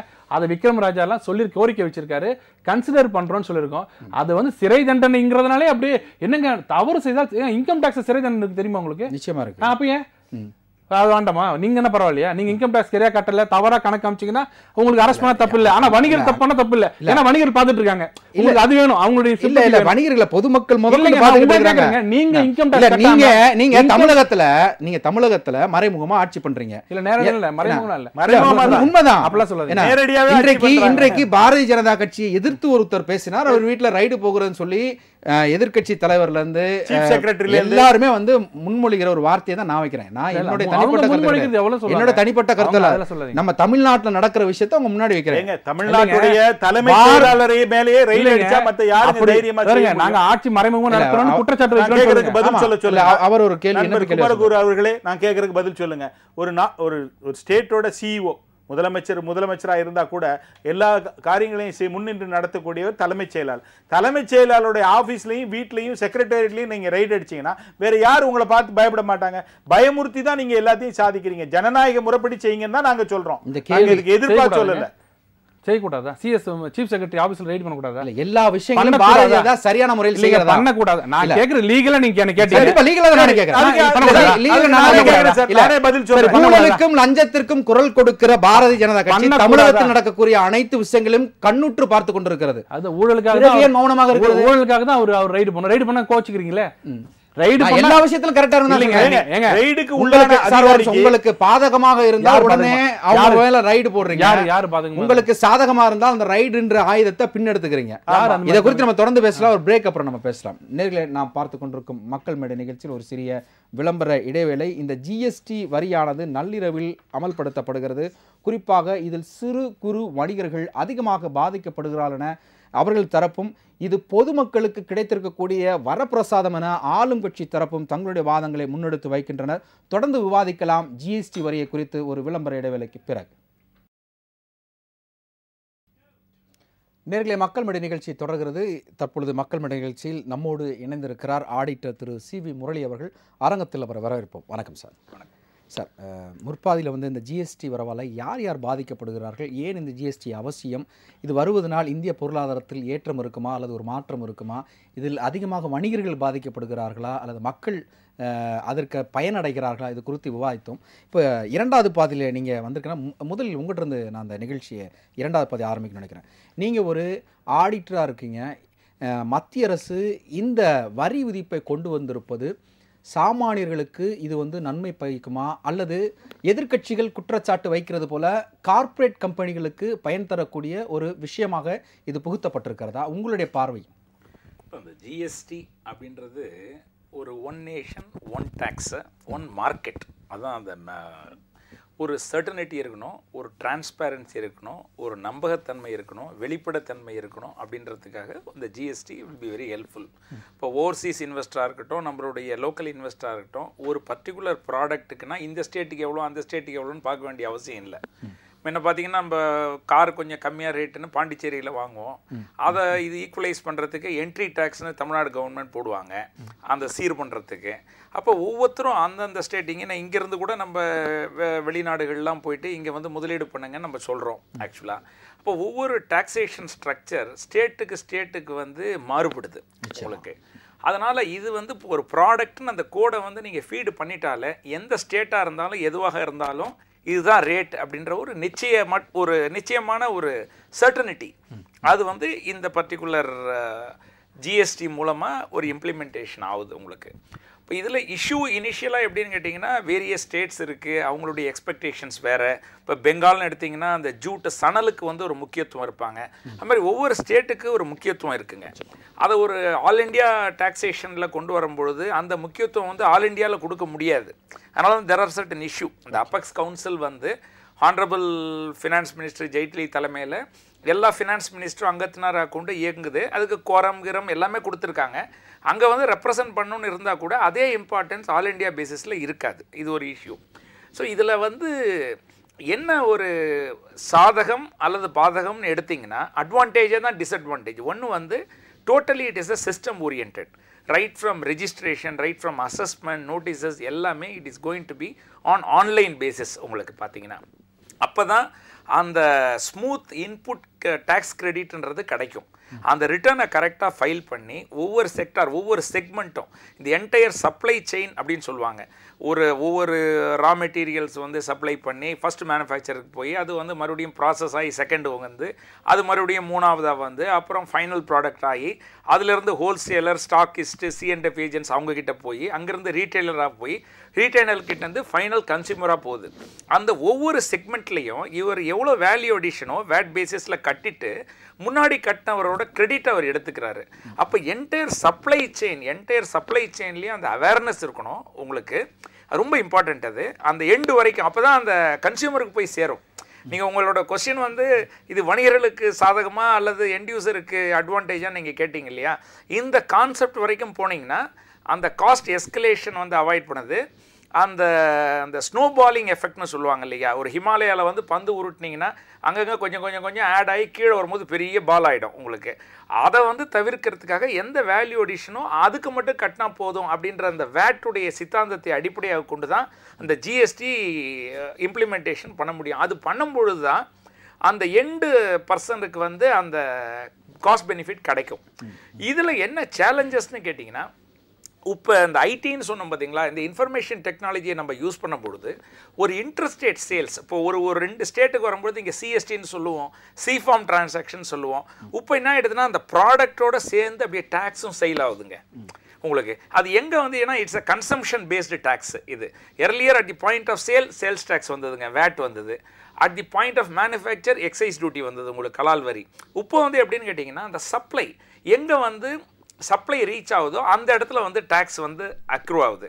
அதனால தான் இனிஷியலாக அந்த பொலிட்டிக்கல் இஷ்யூ என்னென்னா மேனுஃபேக்சரிங் ஸ்டேட்ஸ் அண்ட் கன்சியூமர் ஸ்டேட்ஸ்ன்னு இருந்தது, காம்பன்சேஷன் வந்தது, அதெல்லாம் பொலிட்டிக்கல் இஷ்யூ. பட் இங்கே என்ன ஆகுன்னு கேட்டிங்கன்னா அலாங் வித் த திங் இன்னொரு ஸ்டேட்டுக்கு போகுது உங்களுக்கு. இந்த வரும்பொழுது அந்த சப்ளை வந்து அங்கே பண்ணுறதுனால அங்கே தான் உங்களுக்கு டேக்ஸ் ஆகுது. அப்போ வந்து அந்த ரீஃபண்டு, அந்த கமர்ஷியல் டேக்ஸ் ஆஃபீஸர் இருக்கிறது, செக் போஸ்ட்டு, இந்த உங்களுக்கு இந்த இதெல்லாம் தவிர்க்கப்படுது உங்களுக்கு. அந்த சிஸ்டமில் வர்றதுனால உங்களுக்கு இண்டிவிஜுவல் டிஸ்கிரேஷன் இஸ் ரீப்ளேஸ்ட் பை அ ஒரு செக்ஸ் அண்ட் பேலன்சஸ் உள்ள சிஸ்டமாக மாறுது உங்களுக்கு. அது ஒரு அட்வான்டேஜ். அதனால் அவர் போய் நிற்க வேண்டியது ஒரு கமர்ஷியல் டேக்ஸ் ஆஃபீஸரில் போயிட்டு அவர் டைம் வேஸ்ட் பண்ணுறது அதெல்லாம் தவிர்க்கிறது because of the technology. But இங்கே என்ன சேலஞ்சுன்னு கேட்டிங்கன்னா, இந்த சேலஞ்சு வந்து எண்டு வரைக்கும் அந்த கடைசி செயின் வரைக்கும் அவர் இன்புட் கிரெடிட்டை அவர் பாஸ் பண்ணிக்கிட்டே வந்தார் தான் அந்த இன்டெண்டட் பெனிஃபிட் என்ற ஜிஎஸ்டி போய் ரீச் ஆகுங்க. இப்போது நீங்கள் ஒரு ஆடிட்டராக இருக்கனால உங்கள் முன்னாடி நான் ஒரு கொஸ்டின் வைக்கிறேன். கடைக்கோடி கிராமத்தில் ஆன்லைனில் சிஸ்டம் மூலமாக வந்து அப்டேட் பண்ணுவது ஒரு சாத்தியமா? அதுதான் நான் சொல்கிறேன். அந்த சேலஞ்சுன்னு சொன்னது என்னன்னு கேட்டிங்கன்னா, இப்போ மாறி வருது. இப்போ எப்படின்னா, முன்ன வந்து நம்ம ஏர்போர்ட்டுக்கு போனோம்னு வச்சுங்க, அவுட்புட் எடுத்து தான் போவோம். இப்போல்லாம் வந்து மொபைலில் காமிச்சிட்டே போகிறோங்க. அது மாறி வருது. இதில் அந்த சேலஞ்சே அதுதான். எது அட்வான்டேஜ்னு சொல்கிறோமே அதுவே சேலஞ்சாக மாறிடுது. இங்கே அதுவே சவாலாக மாறிடுது. என்னன்னு கேட்டிங்கன்னா, நீங்கள் சொல்கிற மாதிரி அந்த கிராமத்தில் இருக்கிற அந்த வணிகர்கள் அவங்க எந்த அளவுக்கு அவங்களுடைய அவேர்னஸ், அவங்களுடைய விழிப்புணர்ச்சி எந்த அளவுக்கு இருக்குது, ஒன்று அந்த வைஃபை எல்லாம் எந்த அளவுக்கு இருக்குது, தங்குதடை இல்லாத மின்சாரம் எந்த அளவுக்கு இருக்குது, அவங்களுக்கு வந்து அந்த ஆர்கனைஸ்டாக அந்த அண்டர்ஸ்டாண்ட் பண்ணக்கூடிய ஸ்டாஃப், சப்போர்ட் ஸ்டாஃபும் தேவை இதில். ஏன்னா ரைட் ஃப்ரம் இன்வாய்ஸ்லேருந்து அந்த debit note credit note raise பண்ணுறதுலேருந்து அந்த ரிவர்ஸ் சார்ஜ் மெக்கானிசமில் அந்த அன்ரெஜிஸ்டர்ட் டீலர்ஸ் இல்லைன்னு சொன்னால் அவங்க சப்ளையர் கட்டுறதுக்கு பதிலாக recipient has to pay under GST. இதை வந்து ஏன்னா 20 லட்சம்னு எக்ஸம்ஷன் கொடுத்தா கூட அந்த 20 லட்சம்ன்றது ரியாலிட்டி கிடையாது. ஏன்னு கேட்டிங்கன்னா, யார் வந்து சப்ளையரோ அவர் அன்ரெஜிஸ்டர்டாக இருக்கிற பட்சத்தில் யார் வந்து ரிசீவரோ அவர் கட்டணும். இப்போ அந்த சிச்சுவேஷனில் என்ன ஆகுதுன்னு கேட்டிங்கன்னா, அந்த வெண்டார் ரேட்டிங்னு சொல்லுவாங்க. இப்போ யார் வந்து ரெஜிஸ்டர் பண்ணாமையோ அப்படி இருந்தாங்கன்னு வச்சுக்கோங்க, பொருள்கள் நல்லா இருந்தால் கூட வெண்டார் ரேட்டிங்கில் அவங்க வந்து டிஸ்பிளேஸ் ஆகக்கூடிய ஒரு சூழ்நிலை வந்து இந்த பர்டிகுலர் ஜிஎஸ்டியில் இருக்குது உங்களுக்கு.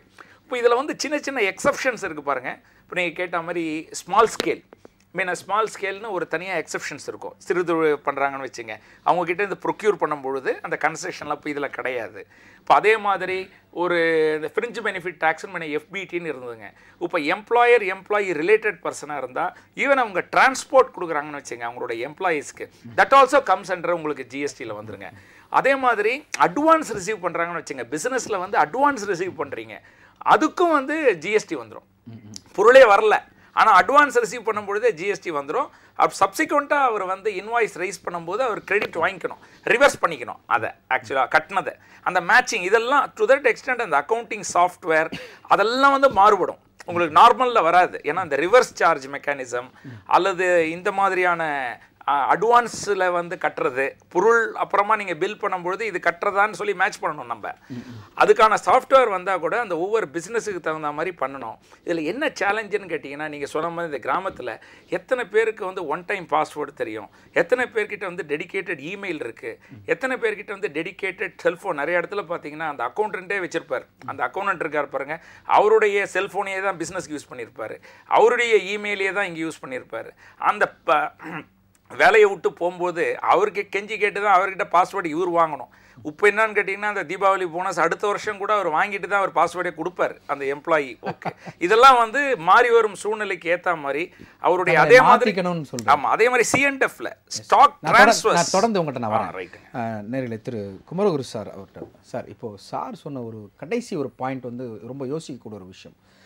குறிப்பாக வந்து வட இந்தியாவில் தான் வந்து இது போன்ற ஒரு சூழ்நிலைகள் இருக்கிறது. அது வந்து கரண்ட்டே இல்லாத கிராமம் இருக்குது, ஆனால் அங்கே வணிகங்கள் அதிகமாக நடைபெறுகிறது. அது மட்டும் இணையதளம், எனக்கு கரண்ட் இல்லைனா வந்து இணையதளம் அங்கே இருக்கக்கூடிய வாய்ப்புகள் இல்லை, சரியான ரோடு வசதி கூட இல்லை, அங்கே வந்து பேருந்து வசதி இல்லை, அடிப்படையாக இருக்கக்கூடிய கல்வி வசதி அங்கே இல்லை. இதையெல்லாம் தாண்டி ஒரே நாட்டில் இந்த ஒரே ஜிஎஸ்டி என்பது வட இந்தியாவில் சாத்தியமாகுது. இப்போது நீங்கள் ஒரு கடையில் நீங்கள் எல்லாரும் ஒரு விஷயம் என்னென்னா, ஒரு கடையில் ஒரு வணிகம் செய்கிறவர் இத்தனை நாளாக அவர் வந்து அந்த பொருளை எங்கே வாங்குறாரு எங்கே விற்கிறாருன்னு யாருக்கும் தெரியாமல் விற்ற மாதிரி சொல்லிட்டு இருக்கோம். அவர் இத்தனை நாளாக வாங்குற பை ப்ராடக்ட் எங்கே வாங்குறாரோ அதை ஒரு அக்கௌண்ட்டில் எழுதி வச்சிருப்பாரு, ஒரு நோட்டில். நிச்சயமாக அதை ஒரு அக்கௌண்டன்ட் வந்து வாரத்துக்கு ஒரு தடவை வந்து அக்கௌண்ட்டு பில் எவ்வளோ போச்சு எல்லாம் வாங்கியிருப்பாங்க. அதை கொஞ்சம் அட்வான்ஸ் பண்ணி நீங்கள் கையில் அப்படி எழுத வேண்டாம், நீங்கள் சிஸ்டமில் கொண்டு வந்தாங்க. இப்போ நம்ம ஒரு சிஸ்டம் கொண்டு வரதுக்கு முன்னாடியே கடைநிலையில் இருக்கிறவங்க என்ன செய்வாங்க அப்படின்னு நினைச்சிங்க வச்சிங்களேன், அதை நம்ம அவங்களுக்கு எஜுகேட் பண்ணி மேலே கொண்டு வரது தான் கவர்மெண்டோட வேலை. அதையும் அது அவங்களுக்கு ஒத்து வராதுங்க சொல்லிட்டு இப்போ பார்த்தீங்கன்னா செல்ஃபோனு, முதல்ல செல்ஃபோன்லாம் பார்த்தா யாருங்க இதெல்லாம் யூஸ் பண்ண போகிறாங்கன்னு சொன்னாங்க, இப்போ எல்லா கிராமத்திலும் யூஸ் பண்ணுறாங்க. எல்லா இடத்துலயும் இருக்காங்க. இல்ல செல்போன் இல்லாத கிராமங்கள்லாம் என்ன இருக்கு? இல்ல, ஏன்னா கரண்ட் அதாவது இல்லாத இல்ல இதுதான் சொல்றேன். இப்ப நீங்க பேசுறதுதான் பிரச்சனையே. செல்போன் இல்லாத கிராமங்கள்ன்றீங்க. இப்ப செல்போன் எல்லா கிராமத்திலும் இருக்குன்னு நான் சொல்றேன். நீங்க செல்போன் இல்லாத கிராமத்தை பத்தி பேசுறீங்க. அந்த கிராமத்தை வளர்ச்சி வர வைக்கணுமா இல்ல சென்னையும் செல்போன் எல்லாம் பண்ணிடணுமா? அது ஏன் வளர்ச்சி பெற வைக்கல? அதுதான் அதுதாங்க பண்ணிட்டு இருக்கோம் இத்தனை நாளா. இவங்க எப்படி ஒரு மசோதாவை அமல்படுத்திட்டு வளர்ச்சி பண்ணுவீங்களா? இல்ல அப்படி இல்ல. அப்ப எலக்ட்ரிஃபிகேஷன் பண்ணதுக்கு அப்புறம் தான் நீங்க செல்போனை கொடுப்பீங்களா? அதான உண்மை. அப்ப செல்போன் நீங்க இந்தியா கொண்டு வரதுக்கு முன்னாடி இந்தியால இருக்க அத்தனை கிராமத்துக்கு மின்சாரம் எங்க இருந்ததோ அங்க மட்டும் தான் செல்போன் வாங்கப்பட்டது, வணிகம் அதிகமாக செய்யப்பட்டது. அதுதான் சொல்றேன். எங்க நீங்க மின்சாரம் இல்லாத ஒரு காட்டுக்குள்ள ஒரு வணிகம் செஞ்சுட்டு இருக்காருன்னா அவர் எதுவுமே கட்ட வேண்டியது இல்ல. ஏன்னா 20 லட்சம் ரூபாய்க்குள்ளதான் அவர் கட்டுவார். கரெக்டா இல்லையா? காட்டுக்குள்ள இருக்கிற 50 லட்சம் பண்ணுவாரா? அதையும் சொல்லிட்டோம். 20 லட்சத்துக்கு உள்ள இருக்கிறவங்களுக்கு கட்ட வேண்டியது இல்லை, அவர் ஒன்றும் பண்ண வேண்டியது இல்லை. அதுக்கு மேல இருக்கிறவங்க இத்தனால கணக்கு எழுதிட்டு இருந்தவங்க அப்படி வேண்டாம், கம்ப்யூட்டர் வச்சு பண்ணுங்கன்னாங்க. இப்ப ஒரு விஷயம் முக்கியமான சார் சொன்ன ஒரு முக்கியமான விஷயம் என்னன்னா, டாக்ஸ் இன்புட் கிரெடிட்னு ஒரு விஷயம் இருக்கு. நீங்க ஒரு இடத்துல ஏற்கனவே டாக்ஸ் கட்டியிருந்தீங்கன்னா அந்த டாக்ஸை இப்ப ஜிஎஸ்டில நீங்க மைனஸ் பண்ணி கொடுக்கணும்னு சொல்றாங்க. அது இது வரைக்கும் எங்கேயும் இருந்ததே இல்லை. எக்ஸைஸ் டியூட்டியை ஒன்ஸ் பெய்டுனா cannot be taken back. இதான் என்னோட இது. இப்போ அப்படி இல்லை. கார் வாங்கும்போது எக்ஸைஸ் டியூட்டி அங்கே பே பண்ணியிருந்தீங்கன்னா அதை இங்கே ஜிஎஸ்டியில் இங்கே போடும்போது குறைஞ்சிரும். ஆனால் இவர் சொன்னார் இன்னைக்கு விலை வந்து 20,000 ரூபாய் ஏசி, நாளைக்கு 22,000. இது எப்படி தெரியுங்களா? 20,000 + 18% போடுறது. இப்படி போட்டு தான் எல்லாரையும் அவங்க ஏமாத்திட்டு இருக்காங்க. ஐயோ வராதிங்கன்னு. ஆக்சுவலா அது இல்லை. ஒரு மரம் வாங்குறாரு வச்சுக்க, ஒரு சேர் இருக்கு வச்சுக்கோங்க. மரம் போய் கேரளாவில் வாங்கிட்டு வந்தாருன்னா அங்கே 12% கொடுத்து உடன் லாக் வாங்கிட்டு வர்றாரு. அந்த உடன் லாகை தேய்ச்சி அவர் சரி பண்ணி கார்பென்ட்ரி வேலை பண்ணி ஒரு சேரா விற்கும் போது அதுக்கு ஒரு 8% போட்டு கொடுக்குறாரு. டோட்டலாக 20%. இப்போ 12% சொல்றோம். அப்போ எவ்வளவு குறையும் உங்களுக்கு? 8% குறையும். 8% அவர் குறைச்சி தான் அவர் விற்கணும். அடுத்த கேள்வி கேட்பீங்க, விக்கலாம் என்ன பண்றது? அதுதான் அந்த இது. தவறு செய்யும் பட்சத்தில் நீங்க பண்ணக்கூடாது. விக்கல் என்ற சூழ்நிலை வரல. அப்ப இங்க வணிகர்கள் தங்களுக்கு லாப விகிதாச்சாரம் குறைகிறது குறையாதுங்க. முதல்ல 12% கட்டிட்டு 8% கட்டி 20% கன்சூமர் மேல தள்ளிடுவாரு. 20% கட்டுங்க அப்படின்னு. இப்போ அவர் கட்ட வேண்டிய 12% 8% மைனஸ் பண்ணி ப்ராடக்ட்ல 8% குறைச்சி அவங்க மக்களுக்கு கொடுக்கணும். அடுத்த கேள்வி என்ன கேட்பாங்க, ஒருவேளை அந்த வணிகர் அந்த 8% குறைக்காம கொடுத்துட்டா என்ன பண்ணுவீங்கன்னு சொன்னீங்கன்னா அதுக்கு தான் ஆன்டி ப்ராஃபிட்டியரிங் கமிட்டின்னு ஒன்று போட்டு ஒவ்வொரு தடவையும் ஒவ்வொரு ஆபீஸரும் அந்த நெட்ல வர்றதை பார்த்து நீ எவ்வளவு ரூபாய்க்கு சார் சொன்னார் பாருங்க, செயின் ஆஃப் லிங்க்ஸ் பாத்தீங்களா? நீ எங்க வாங்குறீங்களா, உடன் லாக் வாங்குறீங்களா, அங்க 12% நீங்க கட்டிருப்பீங்க. அது நெட்ல வந்துடும். அந்த 12% நீ 8% கட்டிருக்க. 20% ஏன் ஜனங்கள்ட்ட 20% வாங்குற? 12% தான் நீங்க வாங்கணும்னு ஒரு மானிட்டரிங் கமிட்டி, அந்த கமிட்டியை போட்டு அவங்க 12% தான் வாங்கணும் அப்படின்னு சொல்லியிருக்காங்க. நீங்க வெறுமே 20 இப்ப இன்டு 18 போட்டு 22 28,000 ஆகும், 23,000 ஆகும். அப்படி போடக்கூடாது. 20,000த்துல இவர் இது வரைக்கும் எவ்வளவு டாக்ஸ் கட்டியிருக்காருன்னு பாத்தீங்கன்னா 20,000த்துல ஒரு 400-500 ரூபாய் குறையும். அதான் எங்களோட வியூ. ஆனா பொருளுடைய அடிப்படை விலை உயர்கிறது.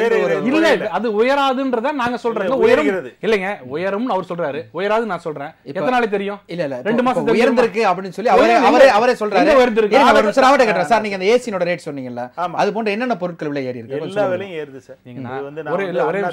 அவர் எப்படி ஏறுன்னு சொல்லுங்க.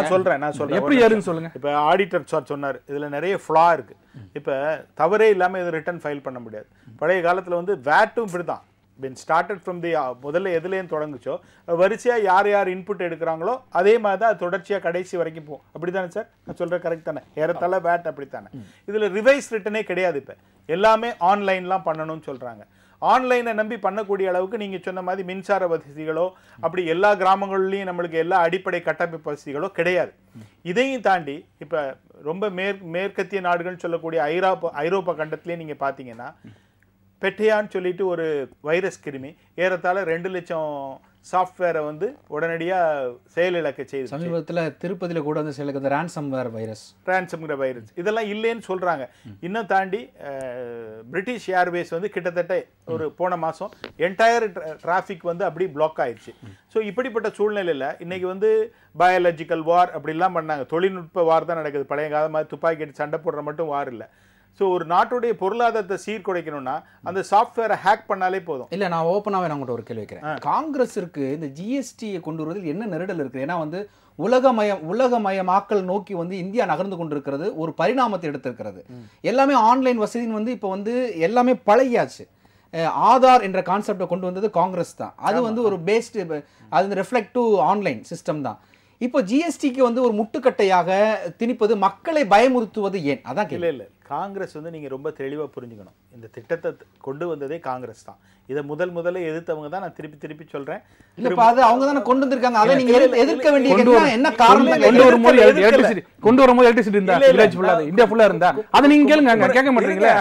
இந்தியா முழுக்க அதுக்காக தான் இது ரொம்ப டிலேடா கொண்டு வரது காரணம். குற்றம் குறைகள் இல்லாம கலைந்து சீர்படுத்தி தான் அதை கொண்டு வரணும்னு பாக்குறாங்க. இவங்க குருட்டாம்போக்கில் அதை எதிர்த்தாங்க. ஜெயலலிதா அம்மையார் அவர்களும் இந்த மோடி அவர்களும் அதை எதிர்த்தாங்க சிஎம்ஆ இருக்கும்போது. இப்போ இதை கொண்டு வராங்க. நீங்க சொன்ன மாதிரி இன்னைக்கு தமிழ்நாட்டை பொறுத்தவரையில எல்லாத்தையும் ஒத்துக்கிட்டு அடிபடிந்து செல்லக்கூடிய நிலையில தான் பிஜேபியோட அச்சுறுத்தல்ல தான் தமிழ்நாடு இருக்கு. தமிழ்நாடு அரசாங்கம் தனிப்பட்ட முறையில எந்த காங்கிரஸ் வேடிக்கை பார்த்து கொண்டு என்ன செய்ய முடியும்? நம்ம ஜனநாயக முறைப்படி கர்நாடகா எதிர்க்குதா கேளுங்க. ஜிஎஸ்டி என்ன கர்நாடகா எதிர்க்குதா அவர் தரப்புல இருந்து தமிழக பாஜக தரப்பு வந்து கேள்வி வைக்கிறது. கர்நாடகால சித்தராமையா எதிர்க்கிறாரா? டைரக்டா கேளுங்க, ஒரே கேள்வி, எதிர்க்கிறாரா இல்லையா? காங்கிரஸ் தான் இதை எதிர்க்கலங்க. இதுல உள்ள குற்றங்குறைகளை தான் மாற்றணும்னு சொல்றாங்க. பல்வேறு கருத்துக்கள் இருக்கிறது, பல்வேறு வரிகள் இருக்கிறது. வேண்டாம், ஒரே நாடு ஒரே வரி ஒரே சந்தைன்னு ஒரு கான்செப்டுக்குள்ள வரலான்றது ஒரு நல்ல விஷயமா தானே தெரியல. அதுல உள்ள குறைகளை தவிர்த்து செய்யணும்னு தான் நாங்க சொல்றோம். நான் திட்டமே வேண்டாம்னு சொல்லி நீங்க என்னுடைய அடிப்படை அது என்ன சொல்ல வரேன்னு நீங்க புரிஞ்சுக்க மாட்டேங்கிறீங்களே. குறைகள்லாம் இல்லாம எல்லாத்தையும் நிவர்த்தி பண்ணி தான் அதை கொண்டு வரணும். அந்த குறைகளை நீங்க யார் மீது வந்து கவனத்தை செலுத்துறீங்கன்னா மக்கள் மீதும் சிறு குறு வணிகர்கள் மீதும் பின்புலத்துல இருந்து இதை வந்து ட்விஸ்ட் பண்ணி வர மாதிரி. கண்டிப்பா அவங்க மேலதான் இந்த முழுக்க இதோடைய பிரதிபலன்கள்லாம் அவங்கள தான் போய் சேரும். அதுக்காக தான் இதை வந்து நிதானமா செய்யணும்னு தான் நாங்க சொல்றோம். ஜிஎஸ்டி அமல்படுத்த வேண்டாம்னு சொல்லல. ஏன் அவசரமா, ஏன் நள்ளிரவிலே அமல்படுத்தணும்? கொஞ்சம் கால அவகாசம் கொடுத்து சீர்திருத்தி பார்த்து எல்லாத்தையும் கரெக்டா பண்ணலாங்கிறதா எங்களுடைய கோரிக்கை. வணிகர்கள் ஒரு அது மட்டும் இல்லைங்க, இதுல 300 கோடி ஆவணங்களை வந்து நீங்க வச்சிருக்க வேண்டியிருக்கும். ஏறத்தாழ if I am not mistaken auditor sir, ஏறத்தாழ 72 மாதங்களுக்கு இவங்க இந்த ரெக்கார்டை வந்து மெயின்டைன் பண்ணணும். கரெக்ட் தானே? ஜிஎஸ்டியில் இதெல்லாம் வந்து ரொம்ப கஷ்டமான விஷயங்க. கார்பரேட்டுக்கு வேணா இது சாதகமாக இருக்கலாம். சிறு குறு வணிகர்கள்லாம் என்ன பண்ண முடியும்? இந்தியாவுடைய பொருளாதாரத்தை நசிச்சு போயிருங்க. இந்தியாவுடைய பொருளாதாரத்தில் முக்கால்வாசி பேர் வந்து 70% அடிப்படையா விவசாயத்தை நம்பி இருக்காங்க. மிச்சம் இருக்கவங்க சார், நான் ஒன்று கேட்குறேன். அதாவது சிறு குறு வணிகர்கள் ஹைஃபையா வந்து ஆடி கார், வோக்ஸ்வாகன் கார்லாம் வாங்கக்கூடிய ஒரு நிலைமைக்கு வந்திருக்கிறாங்க. அவங்க ஏன் தங்களை வந்து அப்டேட் செய்து கொள்வதில்லை? வணிகர்கள்லாம் எங்கெங்க ஆடி கார் அதுல எல்லாம் போறாங்க. It's not correct. இல்ல, தூத்துக்குடி, திருநெல்வேலி இது போன்ற நகரங்கள்ல பாத்தீங்கன்னா வசதியான வணிகர்கள் அதை விட்டுருங்க. சிறு குறு வணிகர்கள் சொல்ற வந்து ஒரு சாதாரண இல்ல ஒரு நான் இன்னைக்கு ஒரு பெட்டி கடை வந்து துவங்கணும் அப்படின்னா குறைந்தது ஒரு 1 லட்ச ரூபாய் இல்லாம துவங்க முடியாது. ஒரு சாதாரண ஒரு மூலதனம் நான் சொல்றேன். கம்மி.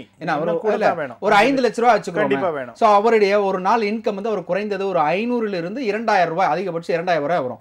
அப்ப மாசத்துக்கு 60000 ரூபாய் வந்துருச்சு. அப்போ வந்து ஒரு ஐடி கம்பெனில வேலை பார்க்குற ஒரு சம்பளம் தான் அவர் வாங்குறாரு. 60000ல உங்களுக்கு கடை வாடகை கொடுக்கணும், கடையில வேலை பார்க்குறவங்களுக்கு சம்பளம் கொடுக்கணும், ஐடி கம்பெனில வாங்கினாரா அவர் லோன் கட்டணும், இஎம்ஐ கட்டணும், பல விஷயங்களை அவர் சமாளிக்கணும். என்ன நடந்தாலும் கேள்வி நான் டைரக்டா வந்துடுறேன். அவங்களுடைய வாழ்க்கையை மேம்படுத்துவதற்கு அவங்க பல விஷயங்கள்ல முன்னாடி இருக்காங்க. உனக்கு செல்போன் பாத்தீங்கன்னா டச் போன் தான் வச்சிருக்காங்க. அந்த போனுடைய விலை என்னன்னு கேட்டீங்கன்னா வந்து அவங்க பேரப்பிள்ளை கையில கேம்ஸ் விளையாண்டுட்டு இருப்பாங்க. 12000 ரூபாய் 15000 ரூபாய் வரைக்கும் இருக்கும். இது போன்ற ஒரு சூழ்நிலையில் இருக்கும்போது அவங்க ஏன் தங்களுடைய வாழ்வாதாரத்தை மாற்றிக்கொள்வதற்கு இதை ஏன் கையெடுக்க கூடாது? நகரத்தில் வாழ்றவங்களை மட்டும் பார்த்து சொல்றீங்க. நம்ம கிராமப்புறத்துல தான் இந்தியாவே வாழ்ந்துகிட்டு இருக்கு. நீங்க போய் பார்க்கணும். அது தமிழ்நாடு போன்ற மாநிலங்கள்லாம் ரொம்ப முன்னேற்றம் அடைந்திருக்கு. இன்னும் வட இந்த மாநிலங்கள்ல நான் நேரடியா பல மாநிலங்கள்ல பீகாரா இருக்கட்டும், யூபியா இருக்கட்டும், அங்கெல்லாம் போனீங்கன்னா அந்த மேஜர் டவுன்ஷிப்பை தவிர உள்ள எல்லாம் போனீங்கன்னா மிகவும் பின்தங்கிய நிலையில நம்ம தொடர்ந்து பேசல. வணிகர்கள் பத்தி சொன்னீங்கன்னா 10 ரூபா பொருளை இத்தனை நாளா 10 ரூபா வித்துட்டு இருந்தாங்க. ஜிஎஸ்டி வந்தனால 12 ரூபா ஆயிடுச்சு வச்சுங்க. அந்த வணிகர் என்ன சொல்லுவாரு? வாங்குறவர்கிட்ட 12 ரூபாங்கன்னு வாங்க. என்னங்க நேற்று வரைக்கும் 10 இன்னைக்கு 2 மோடி ஏற்றிட்டாருங்கன்னு சொல்லி வித்துருவாங்க. 12 ரூபா வாங்கிப்பாரு. இதுல வணிகர்களுக்கு என்ன பிரச்சனை? வணிகர்களுக்கு விலை ஏற்றத்திலையோ முன்னிலையோ ஒன்றும் பிரச்சனை இல்லை. அவங்க ஒரே பிரச்சனை சொல்றாங்க, ஃபைலிங் ஆஃப் டேக்ஸ். இது இந்த ரிட்டர்ன்ஸ் இருக்கு பாருங்க, அதை ரொம்ப சிம்பிளிஃபை பண்ணியிருக்கோம். அதுக்கும் அவங்களுக்கு ஈஸி தான். அவங்க எங்க பயப்படுறாங்க எல்லா வணிகர்களும் என்னன்னா, பொருள் வாங்குறாங்களே இது வரைக்கும் அதை வாங்குறத ட்ராக் வைக்கணும்னு சொல்றாங்க இப்போ ஜிஎஸ்டியில். இப்போ இதனால அப்படி இல்லை. ஒரு மிளகா வாங்குறாங்கன்னா நேரம் மிளகா கொண்டு வந்து அரைச்சி ஒரு பேக்கெட்ல போட்டு வித்துருவாங்க. விற்கும் போது அவங்க டாக்ஸ் கமிச்சா போதும். ஒரு 5% வச்சுங்களேன், அதுக்கு மட்டும் கணக்கு போட்டு நான் வித்துட்டேன் டாக்ஸ் கட்டினா போதும். இப்போ அப்படி இல்லை. இப்போ அப்படி இல்லை. இப்போ நீங்க எங்க நீங்க மிளகா வாங்குறீங்களோ அவங்க கிட்ட இருந்து ஆரம்பத்தில் வாங்கணும். அந்த நடைமுறை சிக்கல்னால தான் வணிகர்கள் தான் வந்து இது வேண்டாம் அப்படின்னு சொல்றாங்க. சார் கேட்டீங்க, எந்த பிரச்சனையும் கிடையாது சார்.